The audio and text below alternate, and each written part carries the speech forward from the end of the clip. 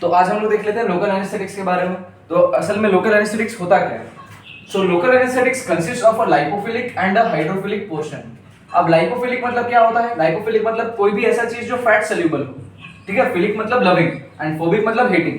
तो लाइपोफिलिक मतलब कोई ऐसा चीज जो फैट सोल्यूबल हो या फिर फैट लविंग हो, जो फैट में घुल मिल जाए इजीली, ठीक है। तो ये जो लाइपोफिलिक पोर्शन है लोकल एनेस्थेटिक्स का, एक्चुअली लोकल एनेस्थेटिक्स के दो पोर्शन होंगे, एक लाइपोफिलिक और एक हाइड्रोफिलिक।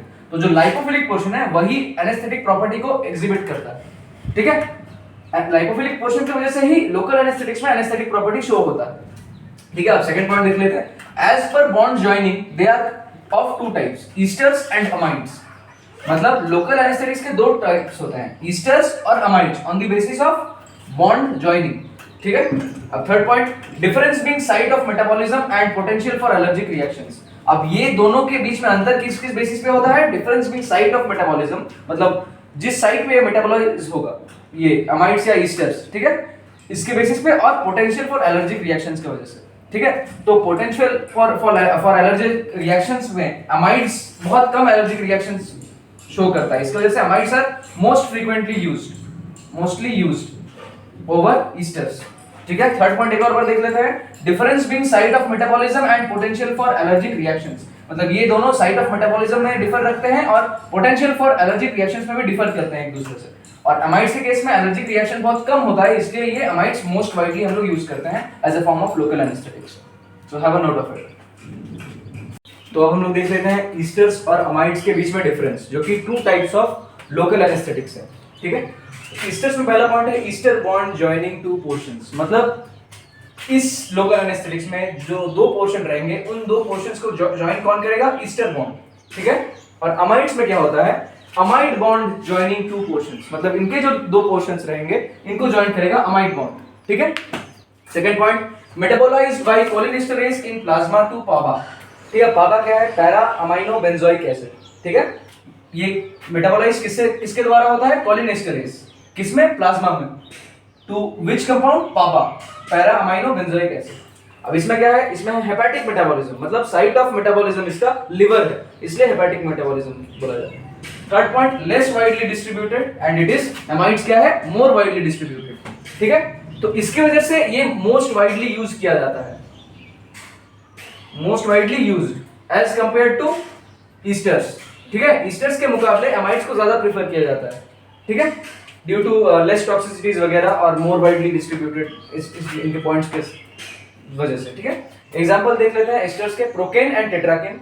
अमाइड्स के एग्जांपल है लिडोकेन या फिर लिग्नोकेन भी बोलते हैं इसको, और बुपिविकेन, ठीक है। तो हैव अ नोट ऑफ। तो अब देख लेते हैं mechanism of action of local anaesthetics, ठीक है।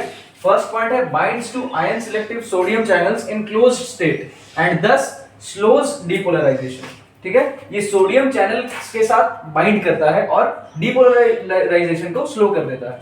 Second point, sodium channels between the action potential which are blocked by the local anesthetics recover from the blockade, but whenever the sodium channels recover, then some amount of local anesthetic solutions which is present at the site, it again reacts with the sodium channels and thus blockade is propagated and added. इसका मतलब क्या है? इसका मतलब यह है कि sodium channels जो एक्शन पोटेंशियल पे जो है, एक्शन पोटेंशियल के बीच में, जो कि लोकल एनेस्थेटिक्स के द्वारा ब्लॉक कर दिया गया था, वो रिकवर होता है। बट जैसे ही वो रिकवर हो गया, वो लोकल एनेस्थेटिक्स जो कि एट द साइट प्रेजेंट है ऑलरेडी, वो फिर से जाके उसको ब्लॉक कर देगा सोडियम चैनल्स को। सोडियम चैनल्स जैसे ही रिकवर हुआ ब्लॉकेट से, फिर से जाके लोकल एनेस्थेटिक्स उसे ब्लॉक कर देगा और वो ब्लॉकेट को ऐड और प्रोपेगेट करने लगेगा, ठीक है। ये है उसका मैकेनिज्म ऑफ एक्शन। तो have a note of it. तो अब देख लेते हैं blockade of local anaesthetics depends on, मतलब जो लोकल एनेस्थेटिक्स के ब्लॉकेड प्रॉपर्टी है उसका, वो किस किस चीजों पे डिपेंड करता है, ठीक है। तो उसमें से पहला है लार्ज नर्व फाइबर्स, ठीक है। अगर लार्ज नर्व फाइबर्स रहेगा तो उसका हाई कंसंट्रेशन रिक्वायर्ड रहता है, ठीक है। लोकल एनेस्थेटिक्स का हाई कंसंट्रेशन में देना पड़ेगा अगर लार्ज नर्व फाइबर्स रहेगा तो, ठीक है। If large nerve fibres, then we need higher concentration of local anaesthetics. Second point, if large frequencies nerve fibres, then we need less minimum concentration, ठीक है। सीएम मतलब minimum concentration. Third point, motor fibres अगर रहेगा तो we require twice as much as sensory fibers minimum concentration, मतलब sensory fibres के case में जितना मिनिमम कंसंट्रेशन लग रहा था लोकल एनेस्थेटिक्स के, उसका दुगुना लगेगा इन केस ऑफ मोटर फाइबर्स, ठीक है। Fourth point, pre ganglionic fibres के केस में क्या रहेगा? प्री गैंग्लियोनिक फाइबर्स क्या है? सीएनएस टू गैंग्लियन जो नर्व्स ट्रैवल करता है, जो नर्व फाइबर्स, उसे बोलते हैं प्री गैंग्लियोनिक फाइबर्स। तो उसके केस में क्या रहेगा? Most easily and readily block, ठीक है। लोकल एनेस्थेटिक्स उन केस में क्या होता है? Most easily and readily block with pre ganglionic fibres के केस में, ठीक है। फिर माइलिनेटेड फाइबर्स के केस में क्या है? 3 nodes of Ranvier must be exposed to be blocked by local anesthetics, ठीक है। लोकल एनेस्थेटिक्स के द्वारा ब्लॉक करने के लिए मिनिमम कितना चाहिए? 3 nodes of Ranvier को वो एक्सपोज करना चाहिए लोकल एनेस्थेटिक्स के पास, ठीक है। तभी वो लोकल एनेस्थेटिक जाके वो माइलिनेटेड फाइबर्स को ब्लॉक कर पाएगा।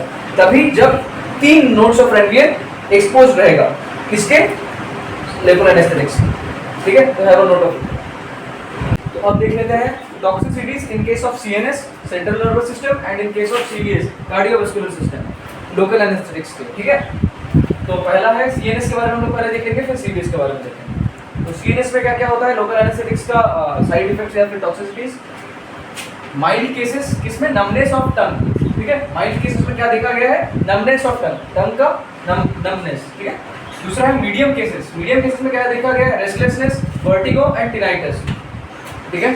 वर्टिगो सिर चकराना, रेस्टलेसनेस और टिनाइटस एक सुनने का बीमारी, एक सीएनएस बीमारी है, ठीक है। फिर हाई केसेस में क्या क्या देखा जाता है? Slurred speech, drowsiness, muscular weakness and apnoea. अब एपनिया क्या होता है? एपनिया होता है एक breathing disorder in case of sleep. Sleep में ब्रीथिंग का रुकना थमना वैसे टाइप का डिसऑर्डर है, ठीक है। फिर ये किन किन केसेस में होता है? अगर लिडोकेन 5 से 10 माइक्रोग्राम पर एमएल में दिया जाए या फिर बुपिविकेन 4.5 से 5 mg पर ml में दिया जाए तो वो टॉक्सिसिटी कॉज करता है, ठीक है। अब उसका ट्रीटमेंट क्या होगा? टॉक्सिसिटी कॉज तो कर दिया, ये सब इफेक्ट्स भी दिखने लग जाएगा सीएनएस के केस में। सीएनएस टॉक्सिसिटी में अगर इतना डोजेस से ज़्यादा ये एक्सीड किया तो ये सब टॉक्सिसिटी कॉज करेगा। तो ट्रीटमेंट में क्या होगा अगर टॉक्सिसिटी कॉज कर रहा है तो? ठीक है, मतलब अगर लिडोकेन या बुपिविकेन अगर इतने डोजेस के ज़्यादा अगर दे दिया गया है तो वो टॉक्सिसिटी कॉज करेगा सीएनएस में। फिर उसका ट्रीटमेंट क्या करना पड़ेगा? Intubation and ventilation. इंट्यूबेशन मतलब ट्यूब का इंसर्शन इन पेशेंट। तो आफ्टर इंट्यूबेशन एंड वेंटिलेशन उस पेशेंट में क्या देना पड़ेगा? आईवी बेंजोडायजेपाइंस, मतलब इंट्रावेनसली बेंजोडायजेपाइंस को इंजेक्ट करना पड़ेगा, ठीक है, आफ्टर इंट्यूबेशन एंड वेंटिलेशन। तो ये था सीएनएस में टॉक्सिसिटीज क्या क्या रहते हैं, लिडोकेन और बुपिविकेन का डोजेस जो टॉक्सिसिटी कॉज करता है और उन केस में ट्रीटमेंट क्या होगा। अब हम लोग देखेंगे सीवीएस के केस में, मतलब कार्डियोवास्कुलर सिस्टम में क्या क्या टॉक्सिसिटीज देखने को मिलता है लोकल एनेस्थेटिक्स के द्वारा। प्रोफाउंड हाइपोटेंशन, प्रोफाउंड मतलब इंटेंस, ठीक है, इंटेंस हाइपोटेंशन देखने को मिलेगा। हाइपोटेंशन मतलब होता है लोअर इन ब्लड प्रेशर, मतलब ब्लड प्रेशर का गिर जाना, डिक्रीज इन ब्लड प्रेशर, ठीक है। दूसरा है कार्डियक डिप्रेशन। तीसरा है decreased ventilatory response to hypoxia. Hypoxia मतलब ऑक्सीजन का कमी इन ब्लड, ठीक है। और ये सब केसेस, मतलब ये सब जो इफेक्ट्स है ये किन केसेस में देखा जाता है? अगर लिडोकेन का डोजेज 5 to 10 mg पर ml से ज्यादा हो जाए या बुपिविकेन का डोज 8 to 10 mg पर ml से ज्यादा हो जाए तब ये टॉक्सिसिटीज देखने को मिलेगा इन सीवीएस। तो have a note of it. तो आप देख लेते हैं यूजेस ऑफ लोकल एनेस्थेटिक्स के बारे में, जिसमें से पहला है रीजनल एनेस्थेसिया, ठीक है, जिसमें सब टाइप्स है topical, local infiltrations, peripheral nerve block, epidural anaesthesia and spinal anaesthesia, ठीक है। सेकंड है एनाल्जेसिया, इंट्रावेनसली अगर दिया जाता है एनाल्जेसिया, ठीक है, एनाल्जेसिया मतलब होता है पेन रिलीविंग प्रॉपर्टी।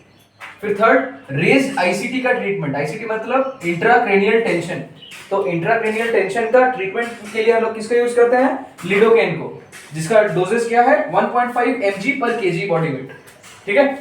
चौथा है वेंट्रिकुलर अरिथमिया का ट्रीटमेंट में किसको यूज करते हैं? कौन से लोकल एनेस्थेटिक को? ज़ाइलोकेन, ठीक है। अब ग्रैंड माल सीजर्स के ट्रीटमेंट में भी इसको यूज करते हैं, जो कि एपिलेप्सी का एक टाइप है ग्रैंड माल सीजर्स, ठीक है, उसके ट्रीटमेंट में भी लोकल एनेस्थेटिक्स को हम लोग यूज करते हैं। तो लोकल एनेस्थेटिक्स को अगर समरी के तौर पे अगर देखा है तो वो एक्चुअली है क्या?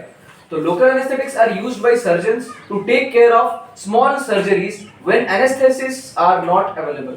जबकि एनेस्थेसिस लोग नहीं अवेलेबल होता है तब लोकल एनेस्थेटिक्स का यूज करके सर्जन्स क्या करते हैं? स्मॉल सर्जरी को परफॉर्म करते हैं, ठीक है, एनेस्थेसिया देकर। तो xylocaine and bupivacaine are mostly used local anaesthetics. So that's all. आगे हम लोग देखेंगे नए टॉपिक्स के बारे में।